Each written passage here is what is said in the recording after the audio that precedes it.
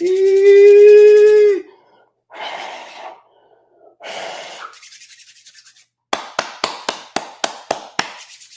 What's going on, everybody? What's up? What's up? What's up? We have an early segment of the late night show with Dr. Kojo. I don't know how early it is because it's getting darker earlier now, so maybe it all evens out. But this is a very a special segment. We're going to be talking about the autistic experience for minorities, and we're going to have a special guest on today who's waiting in the virtual green room. So I'm excited to get into that. But before we get into it, I want you all to use the comment section to let me know a little bit about yourself. Your name should already pop up, but if it doesn't pop up, let me know your name and where you're checking in from, and we will get this amazing stream started. I'm excited to get into it. And obviously, here's information about me. I put the little blurb in. If you're new here, my name is Kojo. I post about mental health, comedy, and education. Feel free to stick around, which is really an invitation for you to stay for the whole time. But however long you can stay on this live stream, I'd appreciate it. But it's going to be a very important topic, and we're going to talk about a lot of things that can help out a lot of people, even if you're not a minority. So it's going to be very important to hear this out. So let me refresh my Facebook screen real quick. Look for the link of the live stream. It's always weird watching myself on the live stream as I'm live streaming. It trips me out. But let me see, copy the link. Okay, cool. And then, all right. First person, Charo from the Philippines. Charo, how are you doing? From YouTube.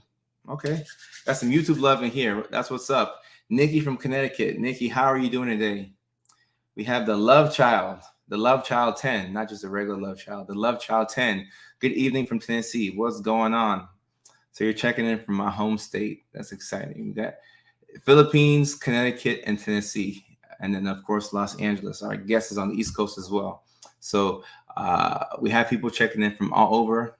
We'll give people some time to get caught up and get into the live stream. It is a bit of a different time. We normally go live around 6 p.m. PST, but it's 3:30 PST. We should start at 3 o'clock, but I'm late. Y'all give me a lot of grace with that, so I appreciate that.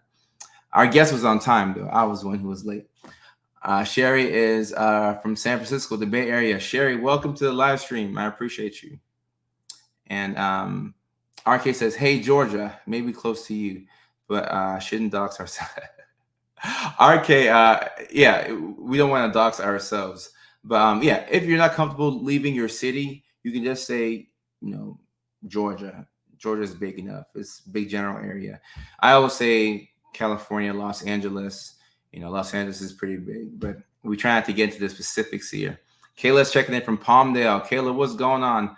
Happy to have you on the live stream today. Happy to have you on. Okay, so I'm going to bring in our guest, and she's going to talk about her experience. Kirsten, I appreciate you. I'm happy that we're talking about autism. And, I've spoken a lot about ADHD. I have talked about autism, like going back to even 2 years ago. We reviewed everything from ADHD to autism to schizoaffective disorder to bipolar to depression to PTSD. I feel like we've gone over everything, but we have not really looked at autism from this perspective. So this is a very important live stream for me. Lolo says, just found your vids through shorts, and as an autistic ADHD Virginia dweller, I really felt seen. Lolo, I appreciate that. Israel in the house. Happy to have you, Shimon. The Eastern Panhandle of West Virginia. That's awesome. Nikki, is this going to be recorded? Still at work, I might have to log off. However, this is very important. I have a child in the spectrum. All right, so Nikki, before we get into it, this is very important, like you said, and it will be recorded. All of my live streams are recorded. So if you can't watch it now, just know that you can go back after the fact and catch it on my Facebook page. So I think it's very important to mention that. Dana, nice to meet you. High functioning autistic in Edmonton, Alberta. Okay, Dana, welcome to the family. Welcome to the family. So we're going to bring in our guest now. I'm excited to bring her in. Her name is Mona. So Mona, welcome to the live show. How are you doing today? Hi, I'm good. How are you? I'm very good. I'm happy to be here. I'm grateful that you've been patient with me. And I'm excited to hear your story. Okay, so my story of how I found out I was diagnosed. It started when I was like at the age of 2, but then they started doing testing for like 2 years, and they officially diagnosed me at the age of 4. They basically was telling my parents and people that I wouldn't really, amount to much and I would have to depend on people for the rest of my life. I didn't like the sound of that. My family didn't either. So I was able to graduate high school with a diploma. I graduated college twice with a degree and a certificate.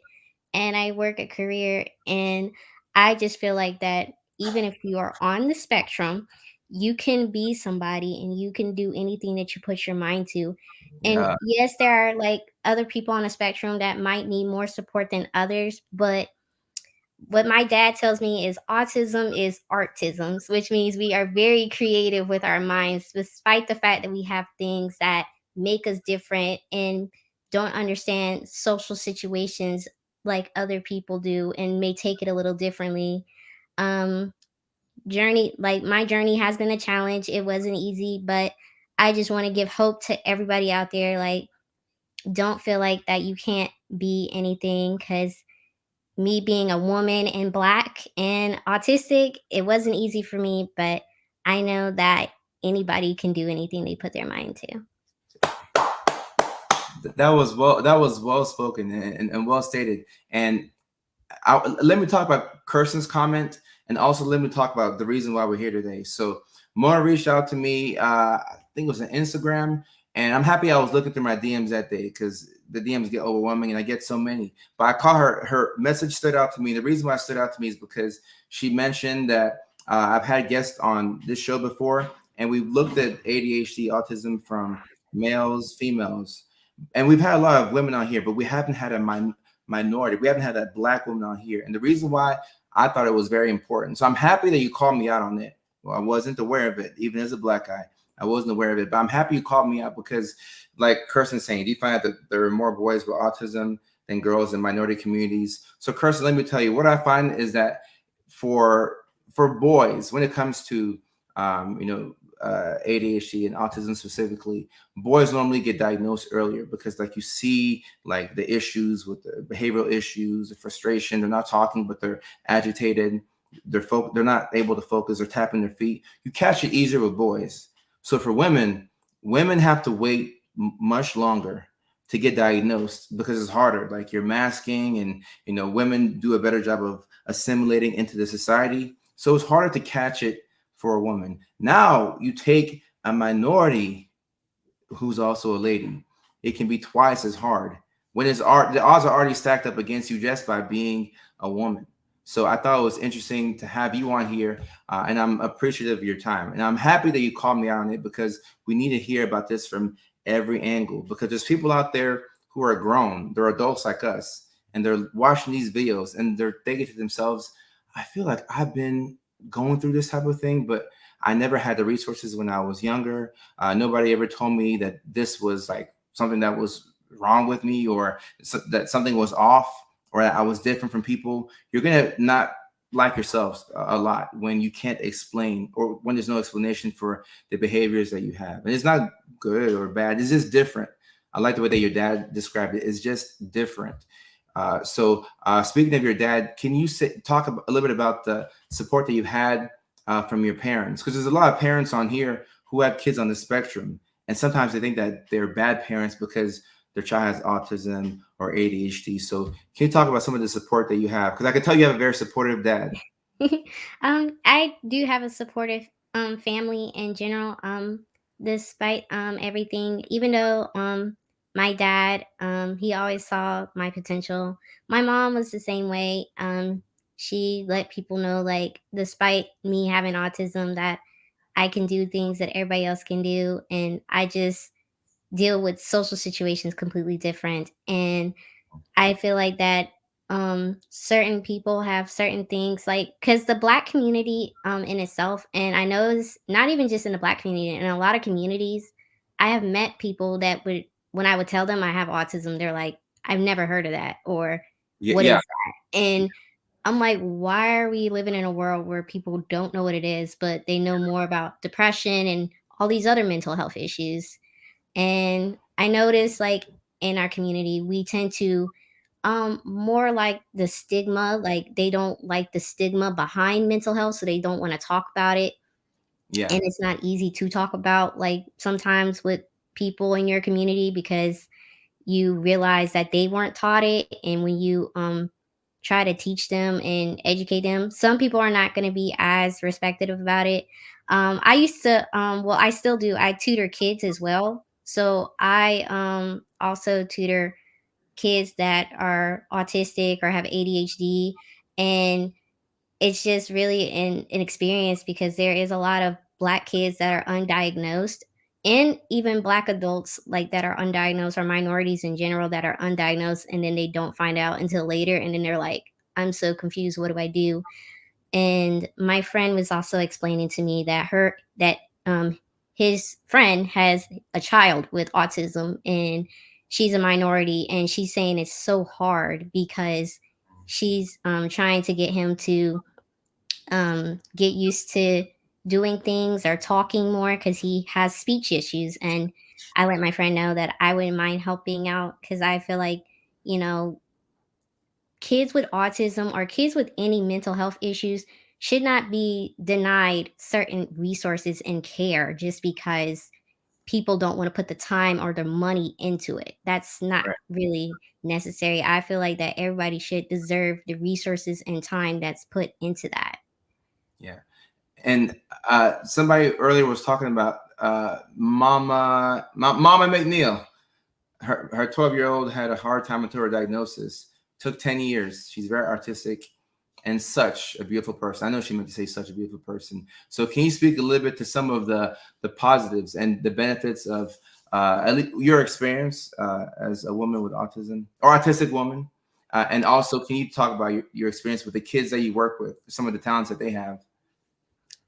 Yeah, so one of the kids that I work with, he's a really good dancer, but he also has a hard time when it comes to reading and writing. And despite those challenges, I let him know that I'm not going to give up on you because the way that the world is, the education system, and sometimes even daycares, like, have a harder time dealing with kids on the spectrum or just with mental health issues. And getting frustrated with them is not the key to get them to be better. You have to be patient, you have to be kind, and you have to understand them because living with autism, it's not easy. And people have to understand that you won't really know what it's really like to live with it until you educate yourself and if you have autism, because it your world is looked at completely different.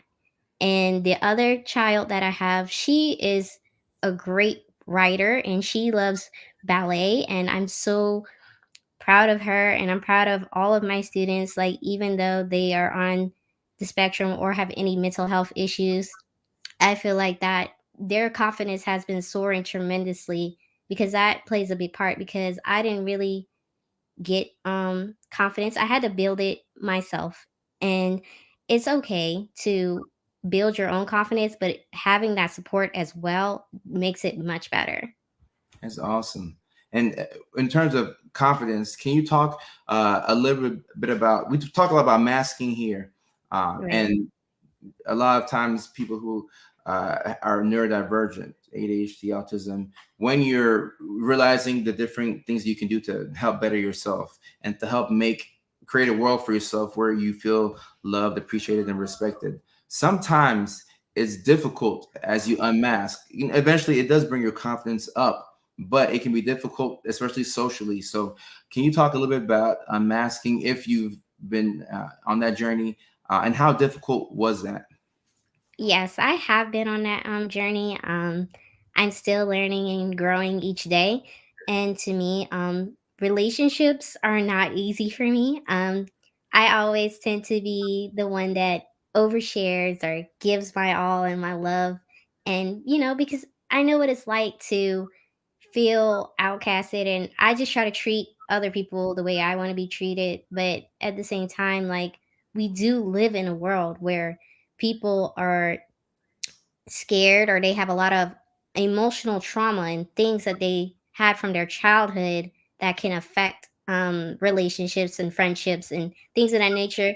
And as I was unmasking, I realized that, you know, this like the stigma behind it. Like a lot of people assume that if I tell people I'm autistic right away, or if I share that, they're going to assume I'm slow. And I'm like, well, if they assume I'm slow, then that says a lot about their character and who they are. Because I know I'm not slow, and I don't see having autism making you slow, or ADHD, or any mental health issue making you slow or different, in a way where you are incapable of doing something. That's amazing. And you spoke a little bit about relationships, talking about how you may overshare and you give your love, like like you're authentic. That's what I'm getting from that. Have you made any adjustments when it comes to dating? You know, like recognizing your patterns and how you are. Have you made any adjustments to make dating easier for you, or are you still kind of working on that? In a sense, I'm also still working on it a bit, but I have made adjustments. Like, I'm very understanding, and I know that people go through things because of something they have dealt with, or I just also know that them not accepting me has nothing to do with me. It's more so like maybe they weren't meant to be in my journey or in my life at this moment in time. Mm, yeah, And I just like, every day, like, no, okay, well, I know that this is an issue for me, but I'm going to work on it. Like, I prefer calling, like, actually talking on the phone. I know most autistic people, like, not all of us hate talking on the phone. I actually prefer talking on the phone because I'm horrible when it comes to texting, because sometimes people they read it the way they want to read it, and I'm like, no, no, no, no, that's not what I meant. That's not what I meant. Let me clarify. But I'm trying to work on that, where I can be better at communicating and growing in certain aspects that will make people more comfortable with, like, just myself in general, and just comfortable with the fact that, like, just because we're, different, or if you have mental health issues, doesn't mean you can't be in love or find love. It comes, but right now I'm just gonna be grateful when it comes. and that's the best that we can do. Be put ourselves in a position to receive the love when it comes. You know, and you spoke a little bit about the preferring to talk on the phone versus texting because things can be taken out of context. Now, between like FaceTime or like speaking on the phone, do you have a preference between one of those or? Honestly, I leave it up to the person, because I know everybody in our society nowadays likes texting, or they prefer to not really FaceTime as much. I guess, like, the social interactions, I guess I'm kinda like old school. Like, I don't mind hanging out with people in person. I guess it's also because of, like, how my family raised me. Like, they just feel like it's better to get that interaction in person, and they push me to step out of my social anxiety and things that come with my autism, and, like, just make sure that the energy that you're giving is pure and authentic, which I always do, but I know also that not everybody's gonna receive it well, or feel confident in themselves to understand it. Right. And I love seeing the comments coming in about people who are related to the story. You mentioned a little bit earlier about how you struggle in social situations growing up, coming up as a kid through grade school, middle school, high school. Can you talk about some of the specific social difficulties that you had in public?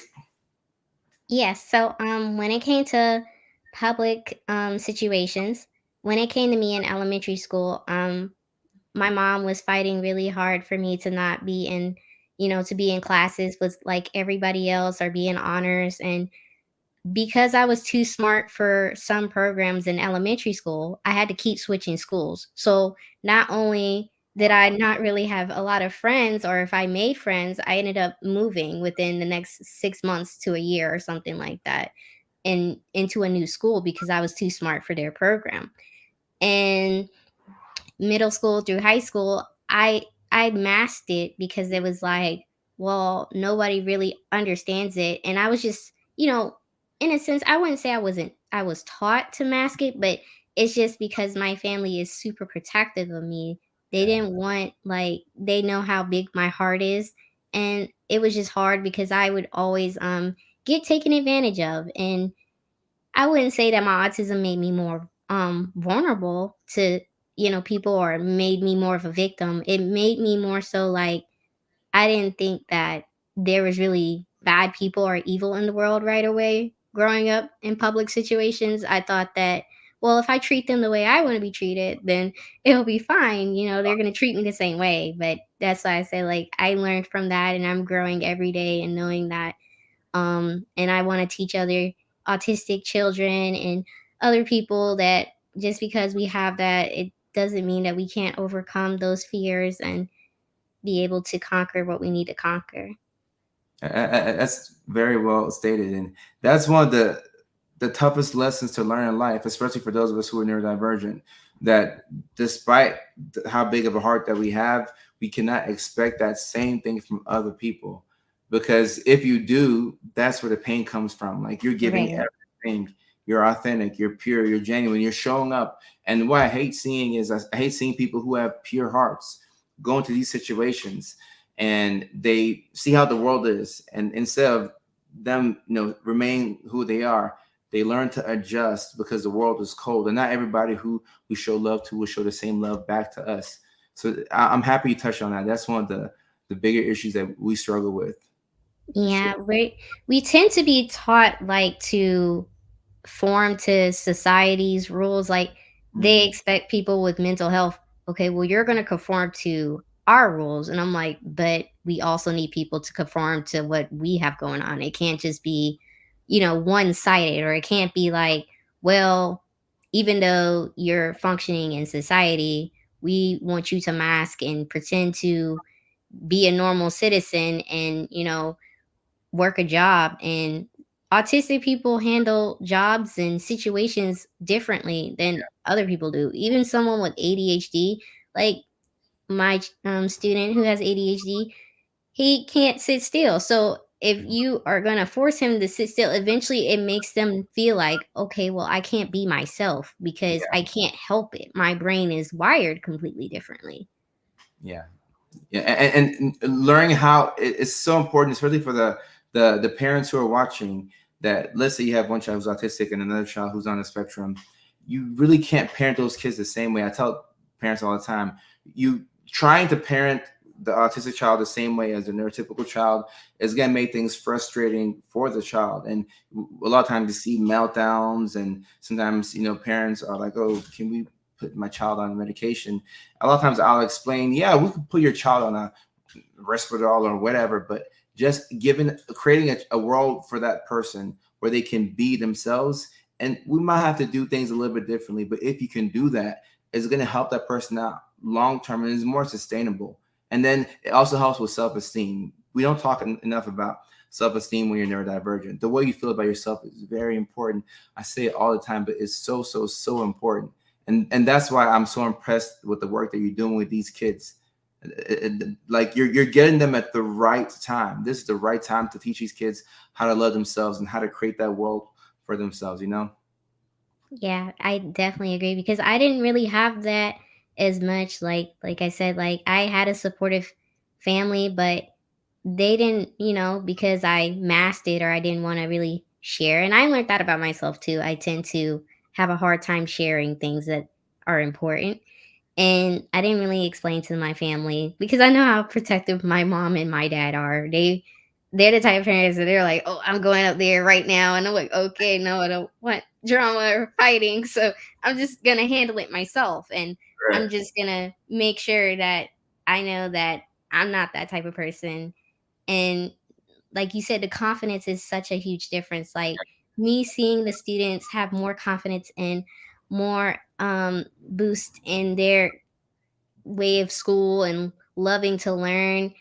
And I think that's also what played a big part in my life was education. My parents consistently, especially my mom and my grandma, they always said that education is power. Like, you can do so much, and even if the school or the education system doesn't teach you, you can teach yourself. Or like with other people that are on the spectrum or their mental health illness needs more support, you can still work with them and make them feel like, just because you're different, it doesn't mean you can't be capable of something. You can be capable of anything. Yeah, we really can. We can put our minds to anything. And let me see, one says self-esteem and neurodivergence. Yeah, I completely agree with Wanda. This gets the love of the show because I gotta give her a love of the show because the self-esteem, how you feel about yourself, is important for anybody for sure, but especially when you're neurodivergent because the neurodivergent experience, especially when you're undiagnosed, is confusing. So you kind of learn that, oh, I'm not reliable. I can't get things done. People look at me like I'm a little bit weird. Like I know that I'm a little bit different from the kids, but I don't know what's going on. But I just know that I'm not like them. And I have to spend all this energy trying to be like them. So that way it's not all this attention on me, which is making me uncomfortable.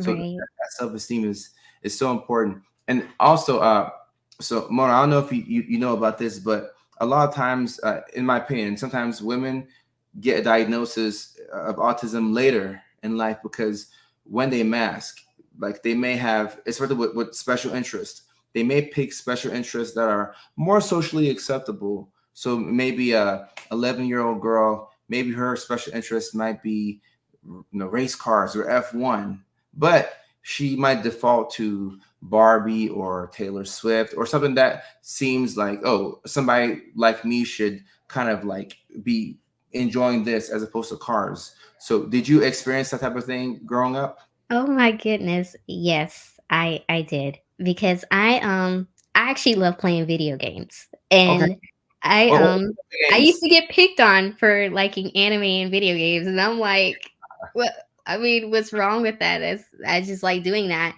And I also grew up around my brother and my two cousins. I grew up around boys. I was the only girl at the time at my age too. So that also, like you said, like sometimes I would, when I was younger, I would mask to being like, "Oh, I like this and this," and then it's like, I don't really care for that, but Uh, everyone else thinks that's what's normal for a girl to do, and like you said, like the whole stigma behind it. And women do tend to get diagnosed way later. The yeah, only reason they caught it with me is because by the age of 2, instead of me talking, I would point at things I versus see that a talking. lot.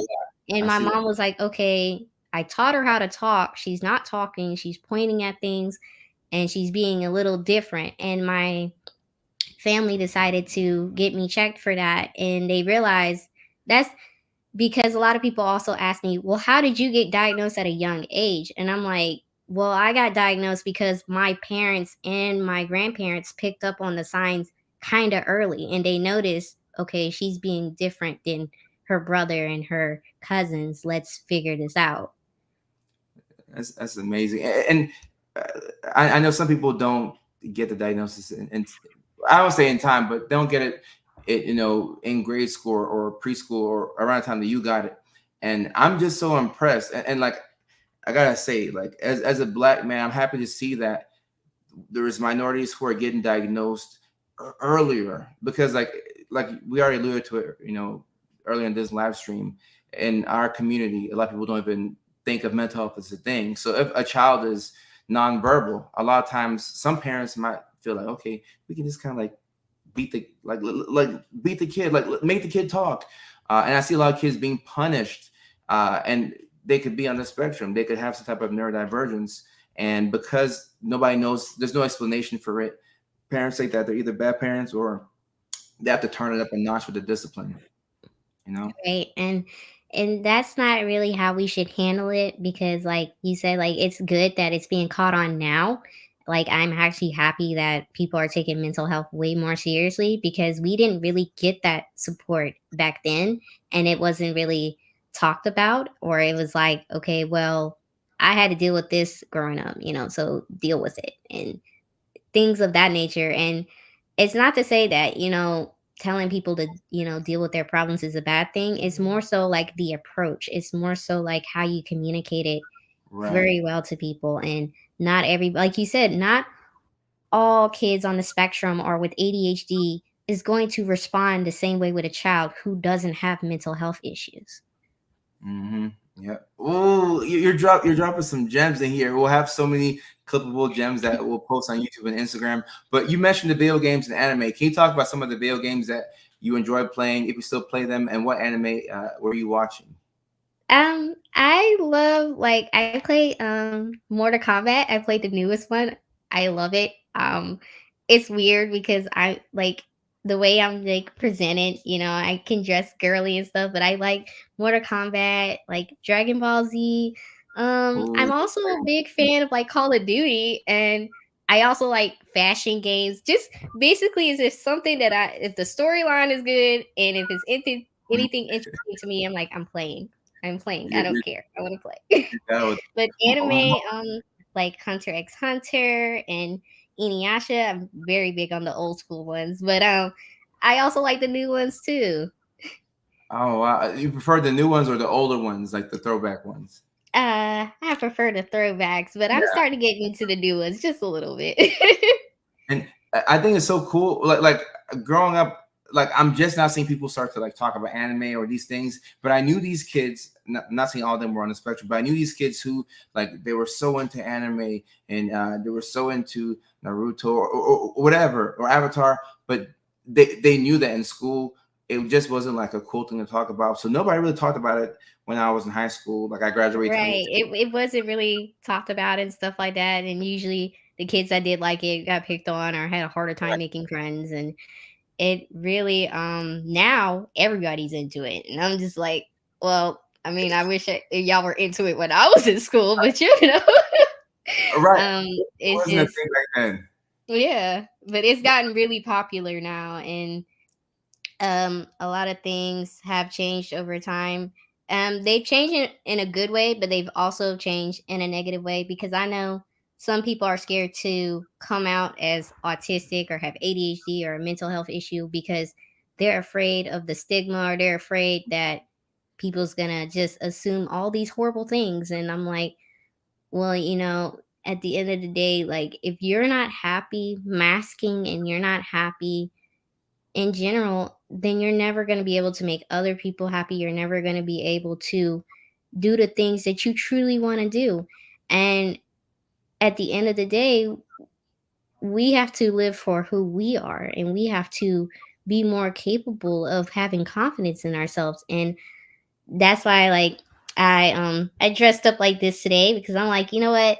I feel amazing. I'm going to dress up, and I I like just want people to understand that, autism is beautiful and has power, and you could be confident just like this one day and don't feel afraid about anything.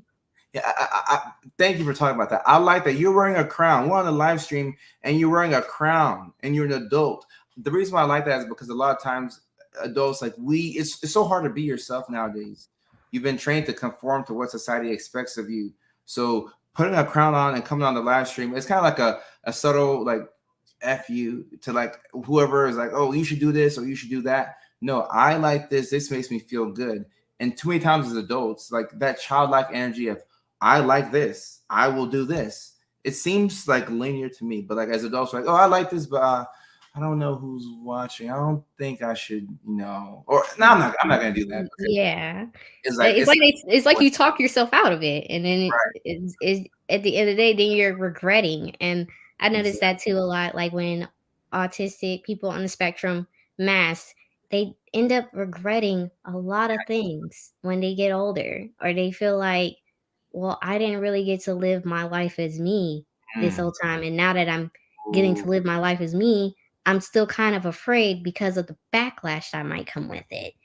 ooh, that And is I'm just to the point where I'm like, I'm a black autistic woman. I'm proud of it. It's who I am. It's a part of me, and why hide it? Eventually the world is gonna know more about autism, and I hope my goal is to make sure to educate others and to be a positive role model and influence on that, because I don't like the whole bad stigma behind mental health. I think that mental health is very powerful when you have a good mental health. That's amazing. I'm getting goosebumps as you talk because that's the goal that I want for people. Like when I'm online, I can't, prescribe medications to people through live stream. I can't like give like official medical advice, but my goal is to make people more comfortable in their skin with whatever they have going on. And what you've been able to do is something that like the past generation, people go to the grave 70, 80, 90 with a lot of regret because they couldn't be themselves, and maybe they didn't know about what was going on. But even people who are aware of a mental health condition or diagnosis, it's so hard to be yourself. So you're living in your authentic truth right now, and that's so important. That is so important. And oh, we have some questions from the crowd. So Anna says, were there any kid shows you were drawn to? I was drawn to non-stimulating kid shows like Arthur, Mr. Rogers, Blue's Clues. I like all of those. Uh, what's your answer to that? I love all of those too, especially Blue's Clues. Ah, and my mom said I used to be so fascinated with Winnie the Pooh, and I used to, instead of toys, sometimes I used to just want to read a book. I always had a book with me when I was younger.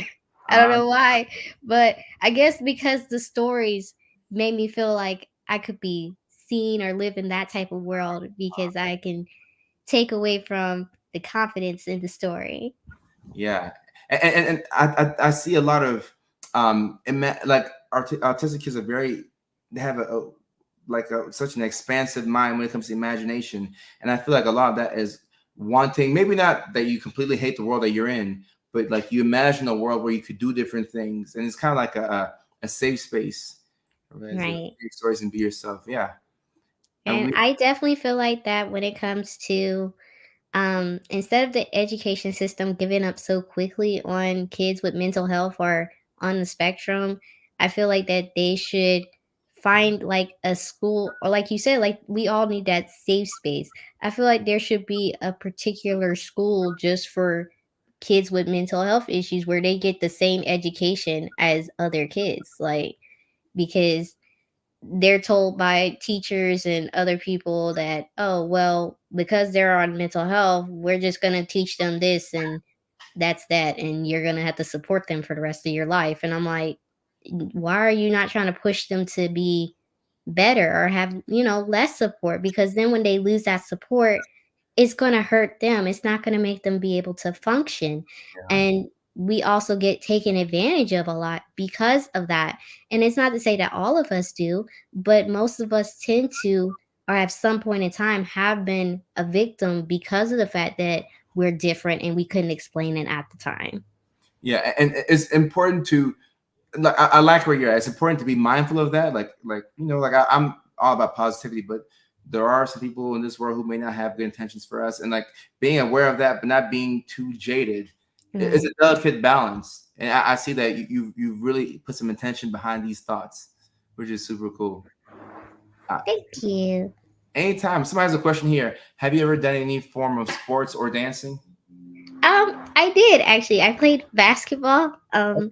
I used to love running. I don't know, but I kind of stopped because, like I said, like I was masking, and they're like, "Oh, well, girls shouldn't run like boys," and that's like I tend to like want to wear tennis shoes over heels, or I just didn't really, I did basketball though. I did cheerleading. I did track, like running, but not as much. And then I've tried to do new things. I try to do things that I like to do. And I know that playing sports, when I was learning how to play basketball at first, my motor skills were not the fastest. And then my stepdad took the time to teach me how to play basketball. So it helped me with my motor skills. And I'm a way better player I am today than I was when I was younger. That's awesome. What position did you play in basketball? Point guard? Yeah, I was a point guard. Okay. Were you more of a shooter or were you more like a passer? I Well, when I was younger, I was more of a passer because Passer. I didn't like running up and being like run. I didn't want to get like hit, so I was like, you know what, I'm gonna pass it. But now I'm more of a shooter. Right, okay, okay. And that's what happens with most basketball players. Like as they become older, like they learn how to, get their shots up a little bit better. Okay. All right. And I have one more question for you before we end this live stream. Somebody had messaged me a question. I was going to make a video about it, but I think you'd be better equipped to answer this question. How early, when dating somebody new, do you reveal your autism diagnosis? And there's no right answer. This is just your personal opinion. Right. So it's interesting though because I had someone that was super close to me. I didn't tell them that I had autism. I've known this person like for a long time. It was like since college, and I told them recently. And I think that they were supportive of it, but it wasn't they were just surprised, or they felt like I should have shared it sooner.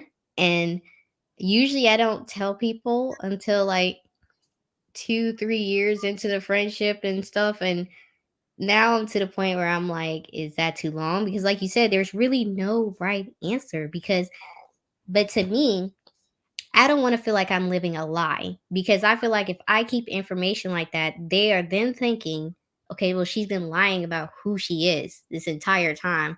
Why didn't she share that sooner? Or what made her not want to tell me but can tell other people? It- to them, it feels like that you are lying about who you are. That's like, people just look at it as in, oh well, you should have told me that.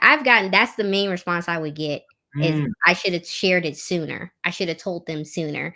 Or, you know, well, if I didn't like if you would have shared this with me sooner, it probably would have made the approaches and certain conversations we've had a lot different. And I yeah. was like, I can see that and I can understand that.